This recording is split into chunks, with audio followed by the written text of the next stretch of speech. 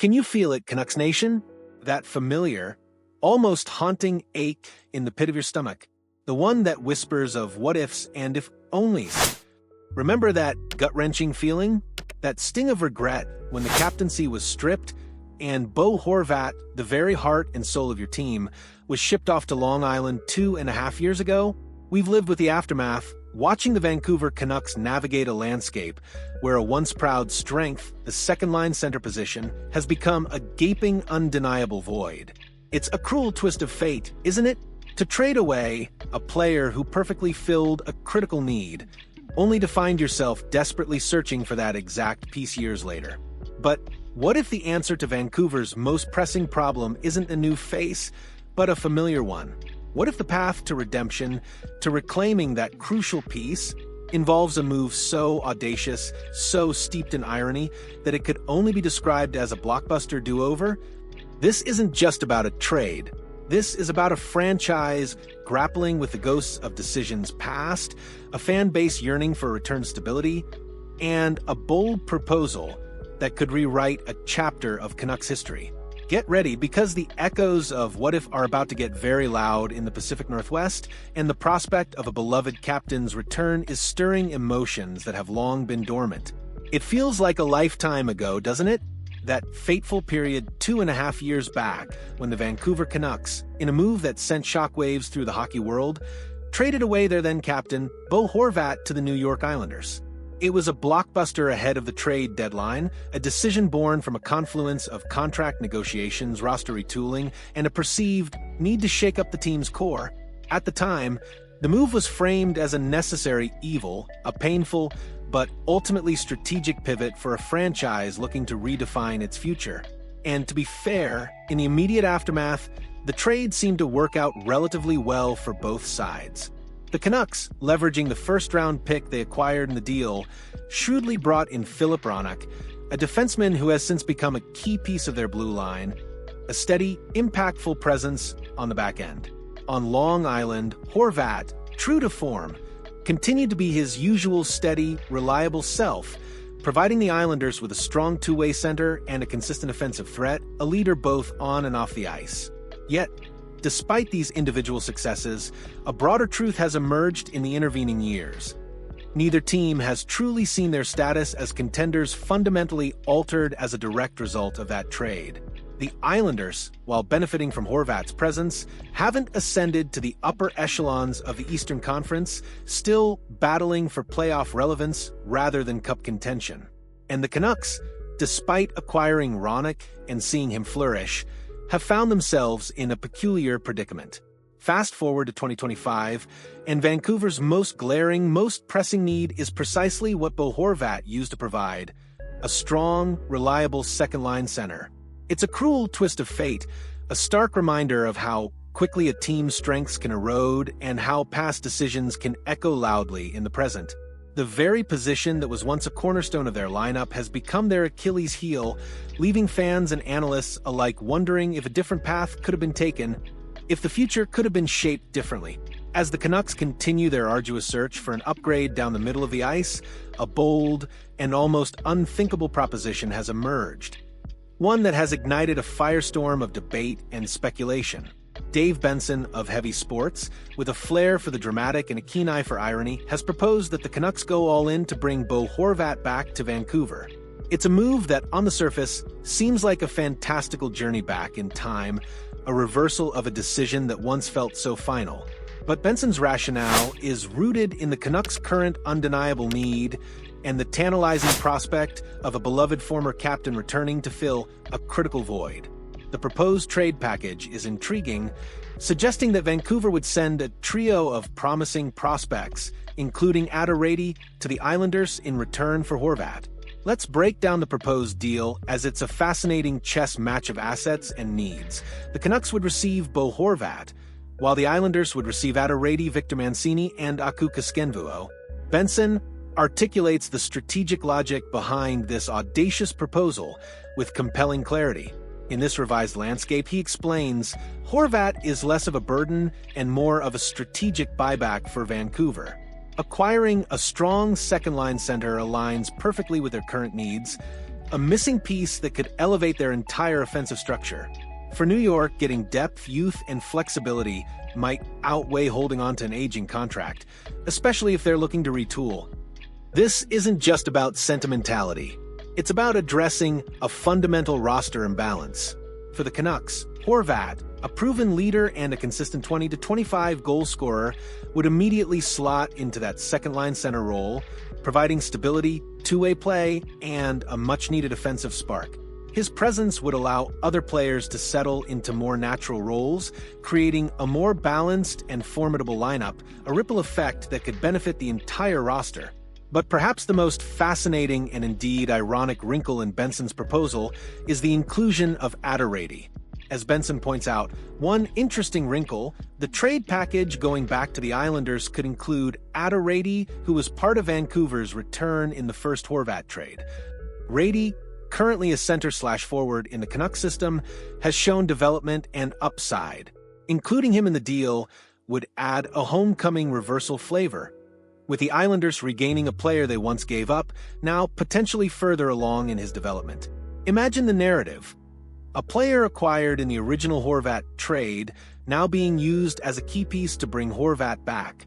It's a full-circle moment, a testament to the unpredictable nature of professional sports, and a narrative thread that would undoubtedly captivate fans and media alike. Räty, a young center/forward with developing upside, would offer the Islanders a chance to reclaim a promising asset. Alongside Victor Mancini, a defenseman prospect, and Aku Kaskenvuo, a goaltending prospect, the Islanders would receive a package of youth depth and future flexibility, assets that could be invaluable for a team looking to retool its roster and build for the long term. However, the path to this homecoming reversal is fraught with significant obstacles, primarily centered around Horvat's current contract. The 30-year-old center has 6 years remaining on the 8-year, $68 million deal he signed upon being dealt to New York. That's a substantial commitment both in term and cap hit, and it significantly impacts the Islanders' incentive to move him. With so much term left on his deal, the Islanders have absolutely no reason to rush into trading Horvat unless someone comes to the table with an offer they truly can't refuse, an overwhelming package that would be impossible to ignore. They are not under pressure to shed his salary, nor are they desperate to move on from a player who continues to be a productive member of their roster, a leader in their locker room. For the Canucks to pry Horvat away, they would likely need to sweeten the pot considerably, perhaps beyond the proposed prospect package, or find a way to make the salary cap implications more palatable for both sides, potentially involving a third team or retained salary. This isn't a simple transaction. It's a complex negotiation that would require significant maneuvering and a willingness to pay a premium, a true testament to how much they value rectifying a past decision. To truly understand the emotional weight and the layers of irony embedded in this proposed trade, we must flash back to the 2021-22 season and the tumultuous summer that followed. It was a period of intense speculation and difficult choices for the Canucks. JT Miller, a dynamic forward, found himself at the center of a whirlwind of trade rumors, with teams like the Pittsburgh Penguins reportedly circling. Both Miller and Horvat were heading into the final year of their contracts, set to expire after the 2022-23 season. The writing was on the wall. The Canucks, facing salary cap constraints and a need to commit long-term to one of their star centers, had to make a choice. It felt as if the franchise had made up its mind on which star center to keep, and all signs pointed to Miller. However, a Miller trade never materialized. Instead, in a stunning turn of events, the entire situation flipped when Miller re-signed on a massive 7-year deal to stay in Vancouver in early September. This monumental contract, a clear commitment to Miller as a cornerstone of the franchise, effectively put the writing on the wall for Horvat's future as a Canuck. With Miller locked in and the team's financial resources allocated, there simply wasn't room for Horvat. We all know how that ultimately ended a few months later. Horvat, the captain, was traded. Initially, the decision to choose Miller over Horvat seemed to be the right one. Miller took control as a vocal leader, a heart and soul player in Vancouver, and was producing at the best rate of his career. He was delivering on the massive contract seemingly justifying the franchise's faith in him. But here's where the narrative takes another bitter, ironic turn. The very player they chose over Horvat, JT Miller, whose massive contract was supposed to solidify their future, has also ironically departed amidst locker room turmoil that reached a boiling point in the 2023-24 season. The specifics of Miller's departure are still shrouded in some mystery, but the outcome is painfully clear. Now, neither Miller nor Horvat is around, much to the chagrin of Canucks fans. The decision that was supposed to secure their future down the middle ultimately led to a complete void, leaving a gaping hole where a strength once stood.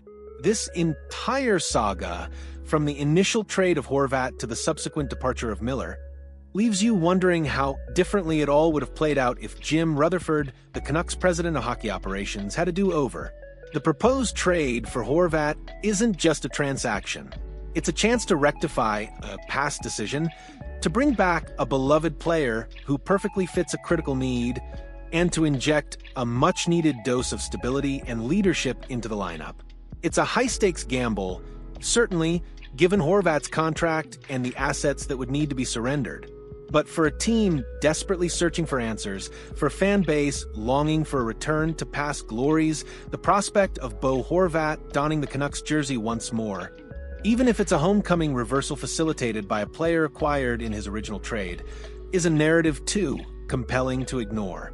It's a chance to write a new chapter, one that might finally bring a sense of closure and perhaps a renewed hope for contention, a genuine shot at building a championship-caliber team.